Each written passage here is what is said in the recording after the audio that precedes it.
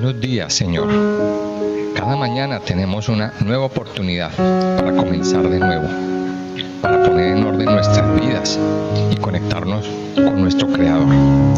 Les invitamos a que disfruten de este tiempo devocional, de lunes a viernes a las 5 de la mañana por Radio Renacer España.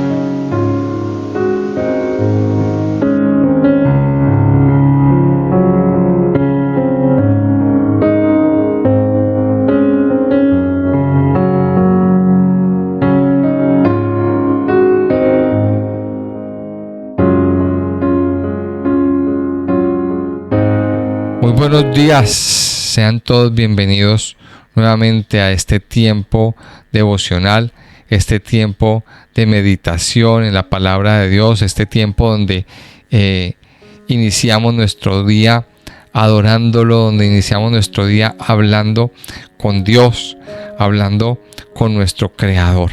Sean bienvenidos y bueno, hemos estado estudiando en este tiempo el libro de los Hebreos, esta hermosa carta que nos hace dar un recorrido por o nos está comunicando más bien, la preeminencia de Cristo Jesús. Entonces, vamos a entrar en una sección.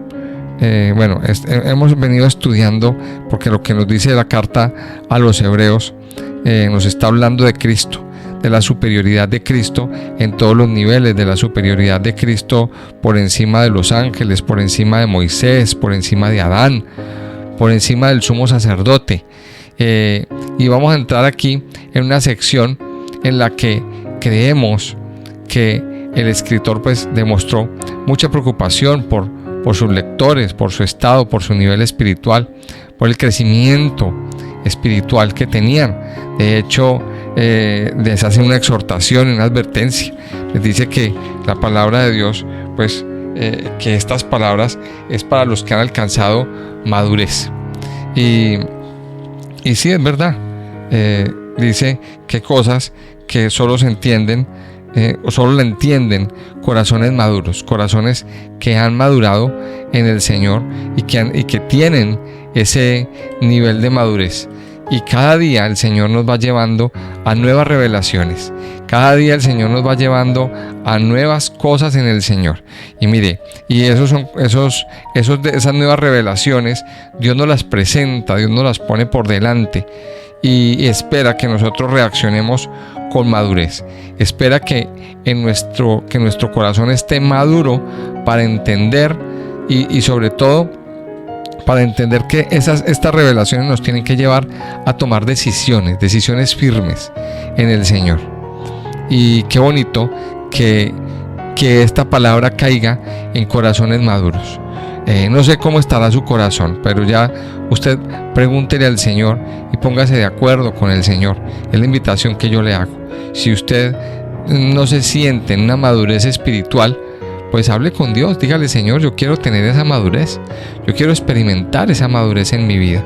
Y para experimentar esa madurez hay que dejar cosas. Vea, esto me lleva a mí a comprender cuando uno deja de ser niño y se convierte en adolescente. De niño uno tenía muchas cosas, muchas actitudes, muchas formas de pensar. Pero llega un momento en que si queremos ser adultos tenemos que dejar lo que era de niño. Tenemos que dejar esa forma de pensar, esas formas de actuar. Y entonces, y eso es lo que llama madurez. Entramos en otra etapa, en otro nivel de vida. Lo mismo pasa aquí. Si usted quiere madurar con el Señor, tiene que tomar decisiones. Tiene que dejar de pensar como niño. Tiene que dejar inmadureces de la vida espiritual y tiene que empezar a tomar responsabilidades con el Señor. Entonces a cada uno de nosotros nos dio unas responsabilidades y tenemos que asumirlas. Tenemos que asumirlas en el Señor, en Cristo. Entonces yo les invito a que vamos al libro de Hebreos, al capítulo 7. Vamos a continuar aquí nuestro estudio del libro de los Hebreos. El capítulo 7. vemos que finalizando el capítulo 6, en el versículo 20, aparece, en este versículo nos dice lo siguiente, dice, donde Jesús entró por nosotros como precursor, hecho sumo sacerdote para siempre, según el orden de Melquisedec. Este capítulo 6 nos introduce, nos da un nombre, Melquisedec. Dice, y fue hecho sumo sacerdote para siempre. ¿Qué hacía el sumo sacerdote? El sumo sacerdote lo que hacía era presentar el pueblo, era un representante del pueblo delante de Dios. El sumo sacerdote tenía unas vestiduras especiales. Dentro de esas vestiduras había una muy especial que se llamaba el efod. El efod era como un pectoral, era una joya, digamos así, una joya de piedras preciosas, 12 piedras preciosas, muy bonitas, muy hermosas, que el sumo sacerdote se ponía sobre su pecho. Esas 12 piedras eran la representación de las 12 tribus de Israel. Era la representación de las 12 tribus de Israel. En esas piedras preciosas, él llevaba sobre sus hombros a todo Israel, a todo el pueblo. O sea que lo que hace el sumo sacerdote es presentar nuestra vida. Lo que hace nuestro sumo sacerdote Jesús es presentar nuestra vida a nosotros, nos presenta delante del Padre, nos presenta justificados, nos presenta como lo que somos, piedras preciosas para Dios.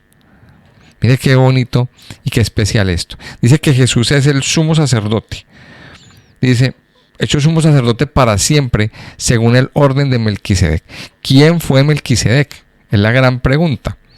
Vamos a leer el capítulo 7 del libro de Hebreos. Dice así, porque este Melquisedec, rey de Salem, sacerdote del Dios Altísimo, que salió a recibir a Abraham, que volvía de la derrota de los reyes, y le bendijo, a quien asimismo dio a Abraham los diezmos de todo, cuyo nombre significa primeramente Rey de Justicia y también Rey de Salem, esto es, Rey de Paz.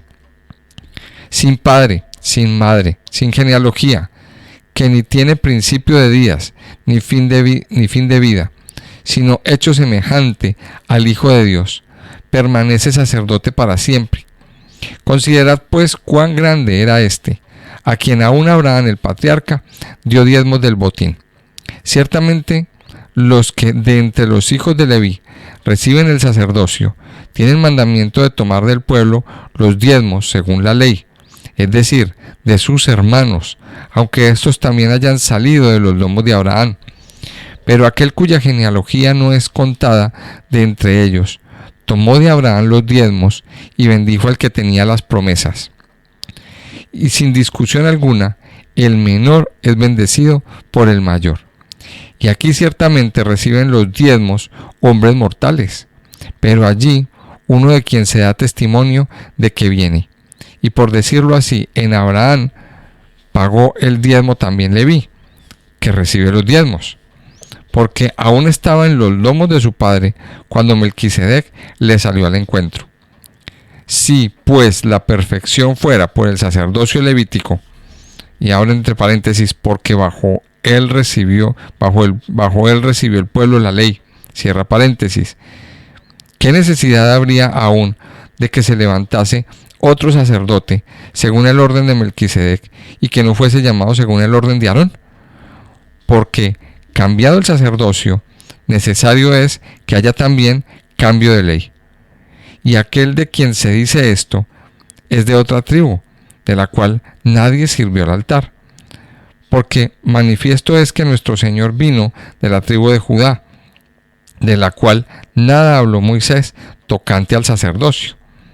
Y esto es aún más manifiesto si a semejanza de Melquisedec se levanta un sacerdote distinto, no constituido conforme a la ley del mandamiento acerca de la descendencia, sino según el poder de una vida indestructible, pues se da testimonio de él.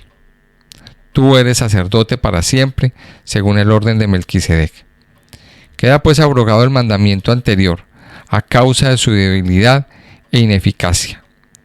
pues nada perfeccionó la ley, y de la introducción de una mejor esperanza, por la cual nos acercamos a Dios.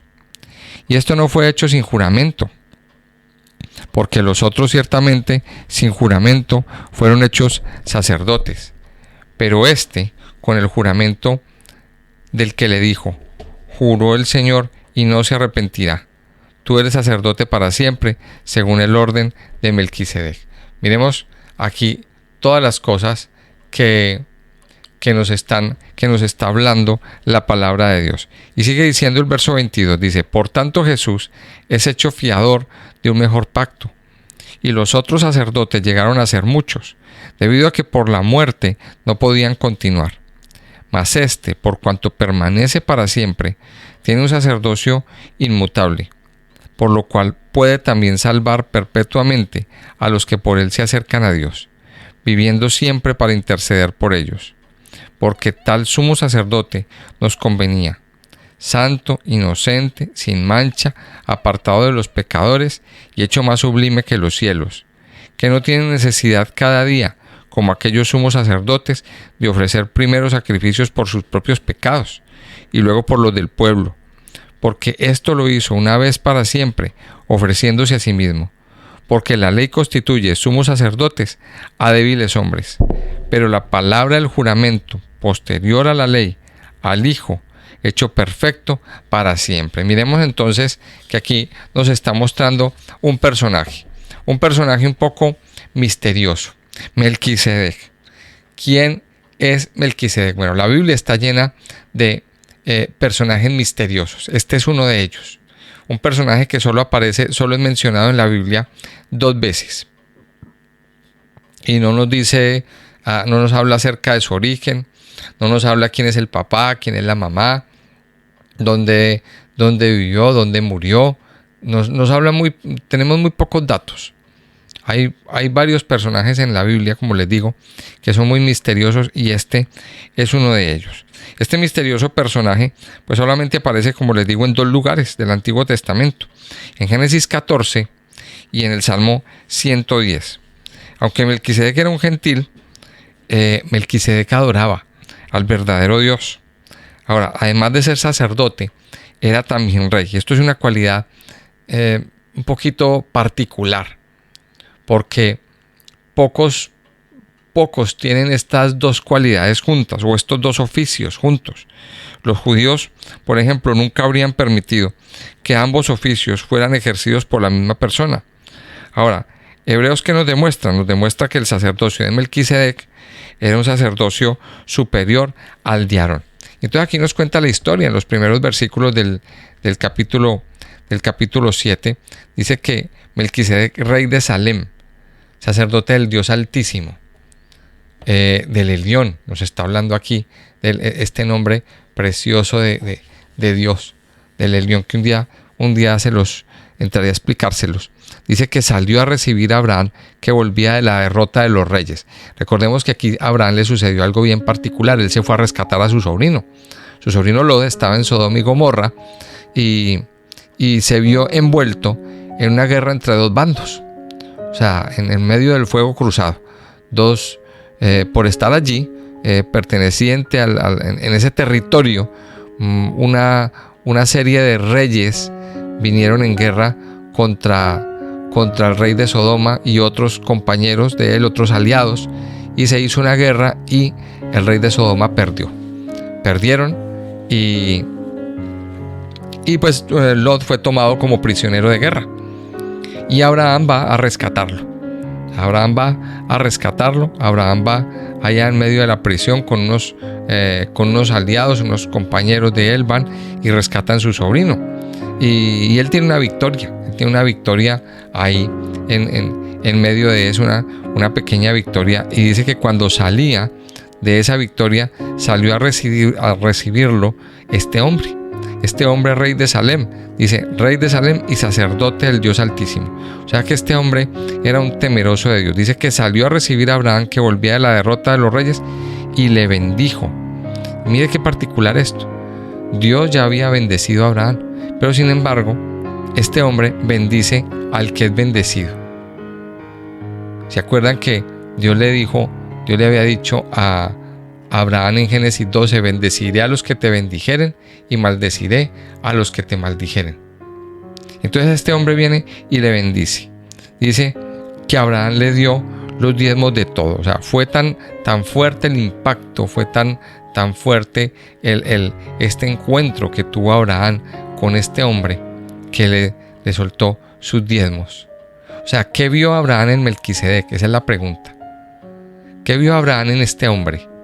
Algo particular, algo extraño y algo muy positivo. Y que Abraham dice que le dio los diezmos de todo. Dice el versículo 2, dice: a quien asimismo dio Abraham los diezmos de todo, cuyo nombre significa primeramente Rey de Justicia y Rey de Salem. Esto es Rey de Paz, sin padre, sin madre, sin genealogía, que no tiene principio de día ni fin de vida, sino hecho semejante al Hijo de Dios, permanece sacerdote para siempre. Aquí es donde viene la historia. Este señor Melquisedec es un tipo de Cristo. Este señor Melquisedec es un tipo de Cristo. O sea que Abraham vio un representante de Cristo ahí. O sea, algo bien particular. Un hombre bien particular. Dice que no tiene principio de días, no tiene genealogía, no tiene nada. Un hombre eterno. La Biblia no nos menciona si Melquisedec murió o no murió, ¿no? Él tiene un sacerdocio eterno. Y aquí nos está diciendo, entonces, mire, considerad, versículo 4, considerad pues cuán grande era este, a quien aún Abraham, el patriarca, dio diezmos del botín. Mire, qué grande era este hombre. Este hombre tenía algo bien particular y bien especial. Y Abraham tuvo discernimiento, ese discernimiento espiritual que Abraham mantenía en el espíritu. Abraham era una persona que adoraba a Dios, que buscaba a Dios. Y se encuentra con este hombre y simplemente lo adora. Ahora recordemos esto, mire. Abraham era un adorador. Y hemos entendido que la adoración implica muchas cosas. En ese tiempo, desde el punto de vista del Antiguo Testamento, la adoración se manifestaba con sacrificios. Hacían un altar, sacrificaban una víctima y ofrecían esa víctima, ese cordero, ese animalito, lo ofrecían a Dios, lo ofrecían al Señor, y era una forma de adorar, era una forma de consagrar sus vidas, era una forma de consagrar sus corazones. Pero la adoración no es solamente eso. La adoración implicaba también, y aquí nos lo muestra Abraham, en este episodio de Abraham, entregar los diezmos, entregar ofrenda al Señor. Todo eso hace parte de la adoración. Abraham se encontró con el Dios Altísimo, con el Elión, y él viene y lo adora. Y parte de la adoración a Dios es entregar nuestra ofrenda, entregarle a Dios nuestras primicias. Si el Señor nos dio, a Él le pertenece el diezmo. Y eso es adoración. De hecho, Abraham entregó el diezmo antes de que el diezmo fuera una ley. O sea, nadie lo obligó. Nadie le dijo: es que aquí hay una ley que donde dice tiene que diezmar, indefectiblemente diezmarás. Eso es ley. Pero Abraham, antes de que fuera una ley, estaba dándole voluntariamente los diezmos. ¿A quién? Al Dios, al sacerdote del Dios Altísimo. Entonces, ¿quién era Melquisedec? Melquisedec tenía una línea sacerdotal eterna. Y entonces aquí más adelante, en el libro de Hebreos, el autor procede a explicar cuál es la diferencia. Entonces, más adelante hay una casa de Aarón. O sea, Dios instituye el sacerdocio. Ahora, en los tiempos de Moisés, en los tiempos del Éxodo, Dios llama a Aarón y le dice, Dios llama a Moisés y le dice: consagra a Aarón y a sus hijos para que sean mis sacerdotes. Entonces Moisés, obediente, viene y consagra, los unge, les impone unas vestiduras especiales. A Aarón le pone una vestidura especial. Entonces hay dos cosas: la vestidura y la investidura. La vestidura eran unos vestidos que ellos tenían que utilizar para entrar a la presencia de Dios, para servirle a Dios. Esos vestidos representaban también, esas vestiduras del sacerdote tenían una connotación espiritual bastante grandes, bastante altas. Moisés lo ungió y el sumo sacerdote, Aarón, era el representante de Dios, el máximo representante. Era el que tenía que estar al pie de los oficios, era el que tenía que entrar a quemar el incienso en el lugar santísimo, a hablar con Dios. Era el que tenía que llevar la sangre, a ponerla sobre el propiciatorio. Eso hacía Aarón, y Aarón intercedía por el pueblo. Era el que llevaba el efod encima. O sea, llevaba el pueblo sobre sus hombros. Ese sumo sacerdote de Aarón, ese sumo sacerdocio arónico, era heredable de padres a hijos. Luego vino su hijo y tomó el sacerdocio a la muerte de Aarón. Y así, cada uno de las generaciones recibió el sacerdocio. Pero esos hombres morían. O sea, el sacerdocio de Aarón no fue eterno. Luego el de sus hijos no fue eterno. Ninguno de estos sacerdotes fue eterno, siempre tuvieron un fin. Pero dice aquí en el versículo 5, ciertamente los que de entre los hijos de Leví reciben el sacerdocio tienen mandamiento de tomar del pueblo los diezmos según la ley. Pero bueno, luego nos está diciendo que esos sacerdocios no son eternos. Pero el sacerdocio de Melquisedec es eterno. No tiene ni principio ni fin. No tiene un final. Entonces dice aquí en el versículo 11, si pues la perfección fuera por el sacerdocio levítico, porque bajo él recibió el pueblo la ley, ¿qué necesidad habría aún de que se levantase otro sacerdote según el orden de Melquisedec y que no fuese llamado según el orden de Aarón? Entonces miremos que el sacerdocio del Señor es especial. Lo que nos está mostrando aquí el libro de Hebreos en el capítulo 7. El Señor Jesucristo, o el sacerdocio del Señor Jesucristo no era perteneciente al sacerdocio levítico, era perteneciente al sacerdocio de la línea de Melquisedec, de una línea que no tiene ni principio ni fin, y es sacerdote para siempre. O sea que en otras palabras podríamos decir que Melquisedec era Cristo. Melquisedec era Cristo y era sacerdote y rey. Y aquí viene algo bien especial. Sacerdote y rey. O sea, dice que era sacerdote y rey, y era rey de Salem, rey de paz. Aquí no lo dice al principio. Dice primeramente rey de justicia y también rey de Salem, rey de paz, rey de justicia y rey de paz. Ese es nuestro Señor Jesucristo. Él tiene un sacerdocio eterno. Él es nuestro sumo sacerdote perfecto, que ofreció el sacrificio perfecto, se ofreció a sí mismo para darnos perdón de los pecados. Este sumo sacerdote del Dios Altísimo está intercediendo por nosotros cada día, cada momento. Entonces aquí nos está enseñando en el libro de Hebreos, en este capítulo 7, acerca de la perfección, y nos muestra también la imperfección que tenía el sacerdocio arónico. Y por aquí en otra parte nos dice que cuando Aarón iba a hacer sus sacrificios, iba a hacer su intercesión, primero tenía que purificarse él.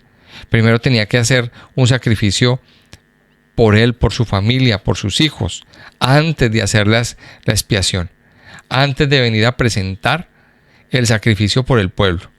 Y aquí nos dice en el versículo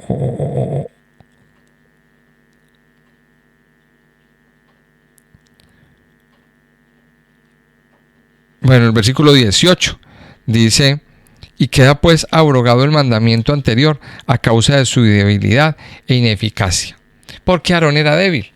Y lo vemos también en la historia en el Éxodo, como Aarón pecó también. Aarón pecó, Aarón tuvo sus momentos de debilidad. Pero lo que vemos aquí es que el Señor Jesucristo en ningún momento tuvo debilidad. Él permaneció en pie. Él nunca cayó ante la tentación. Él nunca cayó en pecado. Por eso es nuestro sacerdote perfecto. Por eso es nuestro sacerdote perfecto. Y es sacerdote, rey de justicia y rey de paz. ¿Cuál es la gran enseñanza que tenemos aquí? ¿En quién tenemos puestos nuestros ojos? ¿En quién tenemos puesta nuestra seguridad? Mire, el pueblo en aquel tiempo tenía puestos sus ojos en el sumo sacerdote. ¿Y qué pasaba si el sacerdote entraba a ofrecer el sacrificio en el día de la expiación, que era el sacrificio por el pueblo? O sea, era el sacrificio, era el día de sacrificio nacional. ¿Y qué pasaba si ese sacrificio no le gustaba a Dios? ¿Qué pasaba si el sacerdote no estaba en comunión con Dios, no estaba en intimidad o tenía algún pecado? El sacerdote moría y a Dios no le agradaba. O sea, este sacerdote, Jesús, el sumo sacerdote, no podía tener ninguna debilidad en su vida. No podía tener ninguna imperfección en su interior, ninguna falta de integridad. Tenía que ser perfecto. Él es el sacrificio perfecto. Él es el sacerdote que permanece para siempre. Y esto es muy importante. Él no es un sacerdote que se murió, no es un sumo sacerdote que se murió. Él es el sumo sacerdote que está vivo. ¿Y eso qué quiere decir? Que hasta el día de hoy sigue intercediendo por nosotros, intercediendo por nuestras vidas, al lado de Dios, a la diestra del Padre, en el lugar que Él tiene allí, a la diestra del Padre, intercediendo por usted y por mí. Por eso usted y yo tenemos que orar permanentemente en el nombre de Jesús. Orarle a Dios en el nombre de Jesús implica ¿qué es orar en su nombre? Es como decirle a Dios: Señor, estas palabras dice el Señor. El Señor manda a decir que me ayude. Es más o menos algo así. Y Dios lo escucha. Y cuando oramos en el nombre de Jesús, muchas cosas sobrenaturales pasan, suceden en nuestras vidas. Recuerde, tenemos un sumo sacerdote, el Señor Jesucristo. Y aquí nos lo está diciendo, nos está dando una puntada más para entender quién es Cristo y la eternidad que hay en Él. Termina el capítulo diciendo del 24 en adelante. Dice: mas este, por cuanto permanece para siempre, tiene un sacerdocio inmutable, por lo cual puede también salvar perpetuamente a los que por él se acercan a Dios, viviendo siempre para interceder por ellos. Mire que estas son palabras muy especiales, porque tal sumo sacerdote nos convenía, santo, inocente, sin mancha, apartado de los pecadores y hecho más sublime que los cielos. Mire lo que nos está enseñando y la revelación que está llegando a nuestras vidas. El Señor Jesucristo intercede, Él tiene un sacerdocio inmutable, intercede para siempre, dice, y puede salvar perpetuamente a los que por Él se acercan a Dios. Dice el versículo 27, que no tiene necesidad cada día, como aquellos sumos sacerdotes, de ofrecer primero sacrificios por sus propios pecados y luego por los del pueblo, porque esto lo hizo una vez para siempre, ofreciéndose a sí mismo. O sea que tenemos una esperanza. No estamos solos, mis hijos. Tenemos un sumo sacerdote que tiene victoria, que nos da la victoria. Un sumo sacerdote que nos escucha, un sumo sacerdote que con su integridad sabemos que nunca va a fallar, siempre va a estar ahí, siempre va a estar ahí permanentemente, ayudándonos. Porque ese es el oficio de nuestro gran sumo sacerdote, el Señor Jesucristo. Yeshua HaMashiach, Él es nuestro sumo sacerdote. Y Él es el que hace el sacrificio perfecto para que usted y yo seamos libres, para tener una intercesión eterna delante del Padre. Vamos a orar y vamos a entrar, a terminar este tiempo dándole gracias a nuestro Papá Dios. Amado Señor, yo te doy muchas gracias. Gracias en esta mañana, mi Señor y Dios, por tu amor y tu bondad, por tu fidelidad, que es para siempre. Gracias porque cada día, tú estás delante del Padre. Señor Jesucristo, tú estás delante del Padre, intercediendo por nosotros. Gracias, Señor Jesús, porque cada día tú vas al Padre a interceder, a poner delante nuestras peticiones, a justificarnos, pero sobre todo a interceder para que el Padre perdone nuestras faltas y nuestras culpas y nuestros pecados. Tú le estás diciendo al Padre, Señor Jesús, que tú ya pagaste el precio, que tú ya pagaste la deuda que teníamos. La deuda que teníamos para con Dios, tú la pagaste ya, Señor. Ya no le debemos nada a Dios. Ahora somos justos. Ahora somos santos porque tú nos santificaste. Porque por la sangre de Jesús hemos sido limpios, hemos sido santificados, hemos sido renovados. Padre, nosotros estamos agradecidos porque ahora sabemos y tenemos la seguridad de que tenemos un sumo sacerdote perfecto, un sumo sacerdote eterno, un sumo sacerdote que se presentó una vez para siempre en el lugar santísimo, haciendo el sacrificio perfecto para liberarnos de la muerte, para liberarnos de la esclavitud del pecado, para liberarnos de las cadenas que nos ataban, para liberarnos en todo nivel, de la enfermedad, de la aflicción, de la congoja, del dolor. Padre, estamos agradecidos. Y hoy, Señor, queremos adorar al Rey de Justicia, al Rey de Paz, al Hijo del Dios Altísimo, al que es santo y poderoso, al que es eterno, al que es alto y sublime. A ti sea la gloria por los siglos de los siglos. Te adoramos, te bendecimos, te exaltamos, precioso Rey y Dios. Amado Señor, y reconocemos tu grandeza y tu poder. Reconocemos tu bondad y tu fidelidad sobre nuestras vidas. En esta mañana, mi Señor, venimos a rendirte toda adoración. Venimos a rendirte, Señor, nuestra vida y nuestro corazón. Venimos, Señor, a declarar que no hay nadie como tú, mi Señor, porque tú eres nuestro Dios y nuestro Rey. Tú eres santo y poderoso. A ti sea la gloria, la honra y la alabanza por siempre y siempre. En el nombre de Jesús te adoramos y te bendecimos. Amén y amén.